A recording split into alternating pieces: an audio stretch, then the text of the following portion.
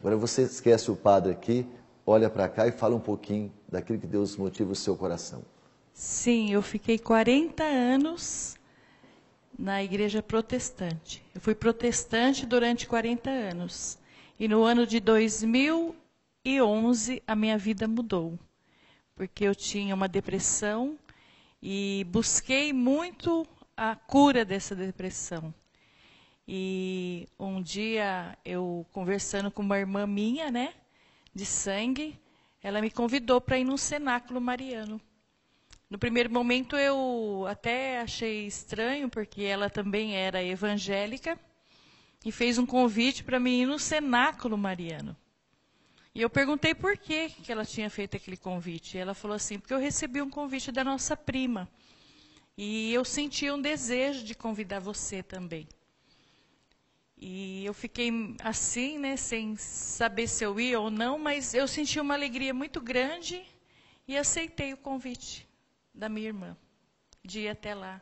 Então, no dia 7 de abril de 2011, eu chegando na casa da minha prima, no primeiro momento, assim, também, a minha irmã falou que tinha santo, né, que tinha uma mesa cheia de santos, vela, e todo mundo entrando com umas bolinhas na mão.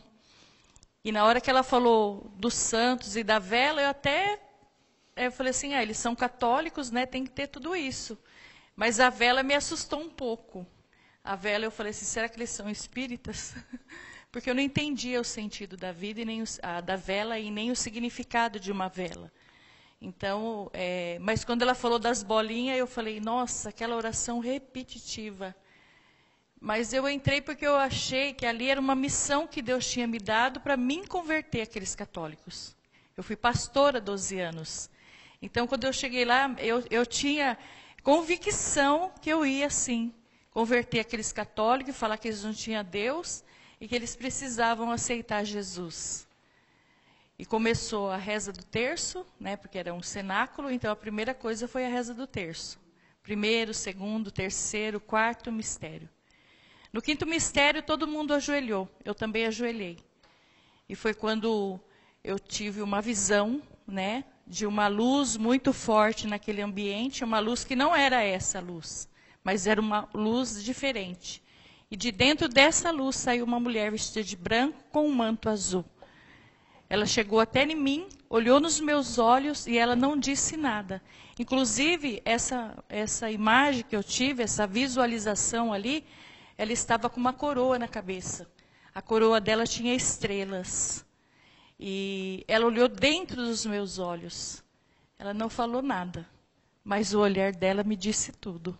E eu tinha um vazio muito grande na minha alma, que eu procurei a minha vida toda preencher. E só foi preenchido esse vazio quando eu olhei nos olhos dela. Só que no primeiro momento eu achava que era uma anja que tinha vindo do céu. Mas não era. Porque quando ela olhou dentro dos meus olhos, eu senti a voz dela falando para mim assim, que a partir daquele momento eu ia seguir o caminho do filho dela. Daí quando ela falou isso, aí eu comecei a chorar muito, muito mesmo. E todo mundo ficou assustado de tanto que eu estava chorando. Ninguém entendia o motivo, né? Porque naquele momento só eu que estava tendo a visão e minha irmã do meu lado também chorava muito. Foi quando as irmãs vieram, né, para ajudar. E aí eu consegui me compor. Já tinha até parado o terço, que todo mundo estava preocupado comigo e com a minha irmã. E foi quando ela foi se afastando, só que ela não deu as costas. Ela foi, do mesmo jeito que ela veio, ela voltou. E quando ela voltou, que eu consegui me acalmar, continuou o terço, nós levantamos. Minha prima me deu a oportunidade para mim cantar, porque eu sou cantora. E quando eu fui cantar, quando eu me levantei, eu já me levantei católica. Ali foi a minha conversão. E quando eu perguntei, quem é essa mulher? Quem é essa mulher que apareceu para mim vestida de branco, com manto azul? E a minha prima olhou para mim e falou, que cor que era o manto? Azul e a veste branca? Eu falei, é. E foi quando ela pegou uma imagem que estava na mesa, e falou, é essa daqui? E a minha irmã, que estava do meu lado, falou, é essa daí. E eu olhei para minha irmã assim, né? Até falei, o quê? Você também viu? Ela falou, vi. Essa mulher vestida de branco com manto azul. E ela tirou o manto dela e colocou na minha irmã. Envolveu a minha irmã com o manto dela. E eu perguntei para todos, quem é essa mulher? Daí todo mundo começou a chorar. Daí a minha prima falou, ela é a mãe de Jesus. Então, se hoje eu estou na igreja católica, não é porque um ser humano me convenceu. Quem me convenceu foi a mãe de Jesus. E quando eu cheguei na minha casa, naquele dia, eu abri o meu portão. Eu não entrei primeiro, porque eu falei assim, pode entrar, Maria, que a casa é sua. E desde aquele momento que Nossa Senhora começou a fazer parte da minha caminhada e da minha vida, e eu fui conhecer a Igreja Católica, porque eu não conhecia, eu era ignorante na doutrina católica. Eu só falava aquilo que eu ouvia. Mas aí eu comecei. E o meu pároco, né, o padre Hélio, foi o meu catequista e me catequizou. E quando ele falou para mim que a maior riqueza que nós temos, a Igreja Católica, foi quando ele falou para mim da Eucaristia. Que na hora da Santa Missa, na hora que o padre eleva aquela hóstia, ali a oração eucarística é a transubstanciação do sangue, corpo, alma e divindade de nosso Senhor Jesus Cristo. Foi quando eu caí em mim e comecei a chorar, e ele perguntando para mim por que eu estava chorando. Eu falei assim, padre, quanto eu falava para os católicos que eles não tinham Jesus, que eles tinham que aceitar Jesus. Mas aí eu fui perceber que quem não tinha Jesus era eu. Eu não tinha Jesus. Eu quero fazer parte.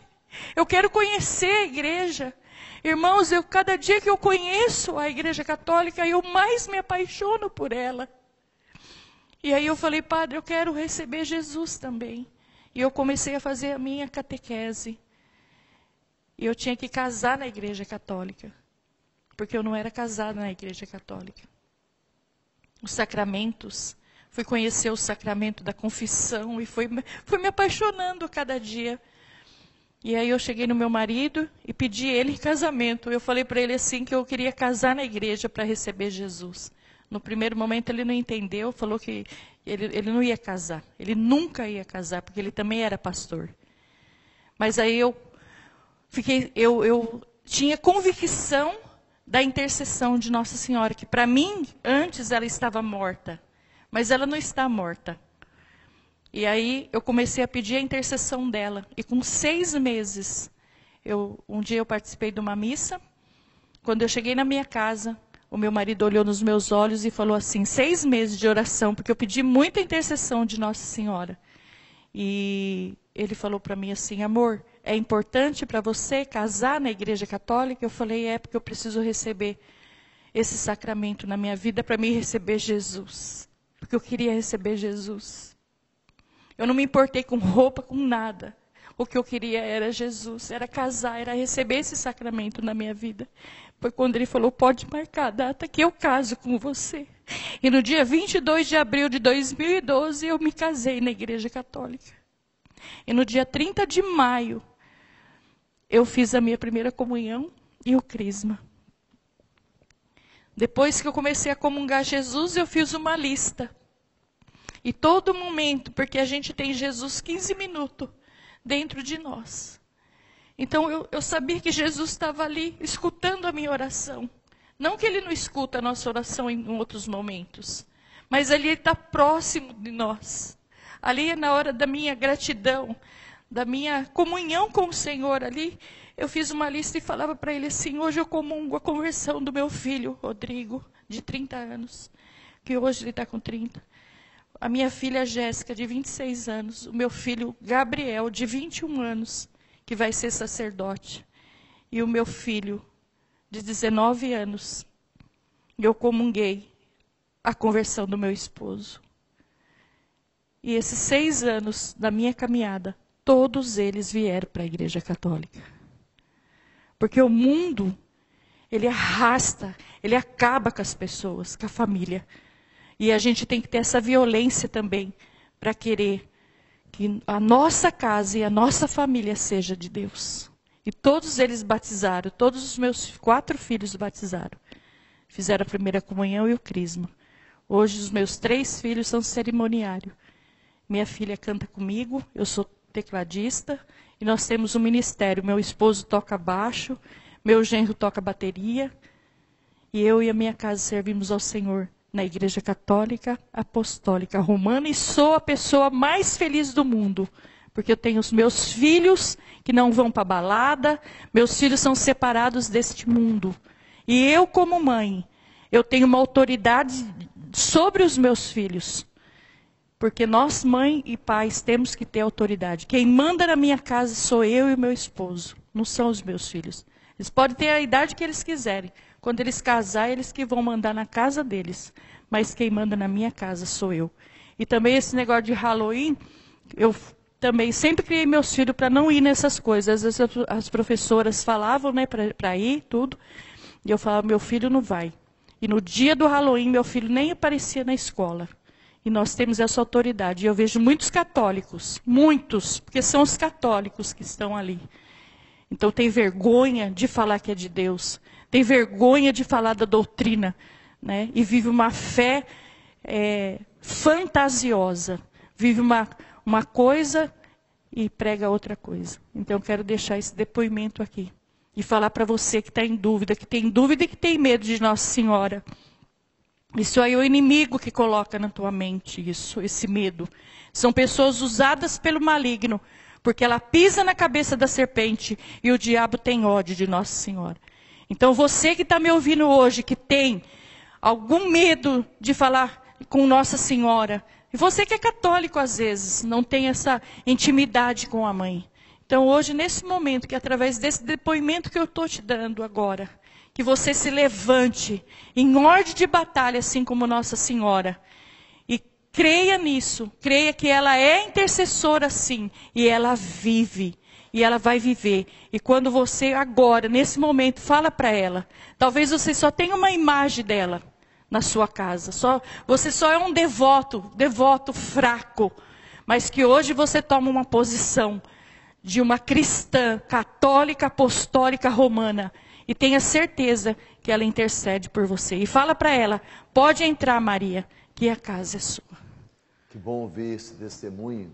É interessante, na vida da Margarete, a experiência de Santa Teresinha Menina de Jesus, que é a nossa padroeira das missões.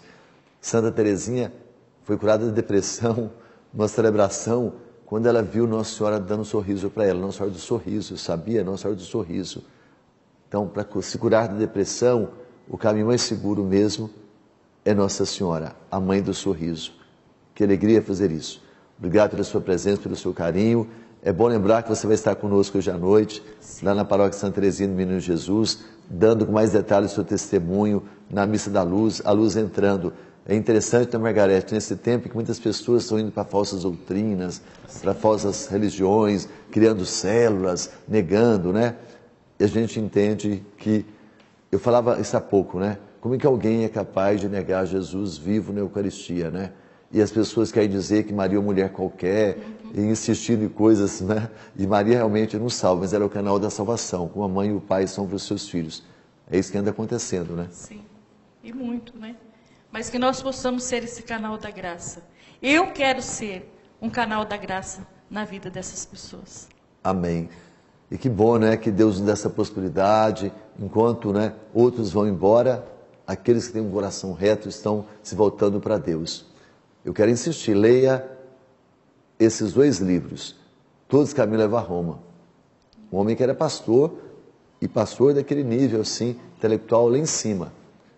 E também O Preço a Pagar por Ser Cristão, muçulmano, para se tornar católico, olha a luta que foi, muçulmano. Imagine um muçulmano se converter à religião católica. Você está brincando, jogando fora a sua casa, você abandonou Nossa Senhora, agora Nossa Senhora não existe na sua vida. Você consegue dormir em paz mesmo? Você tem tranquilidade no coração? Presta atenção, daqui a pouco juntos novamente, respondendo as suas perguntas, rezando mais. Fique aí conosco.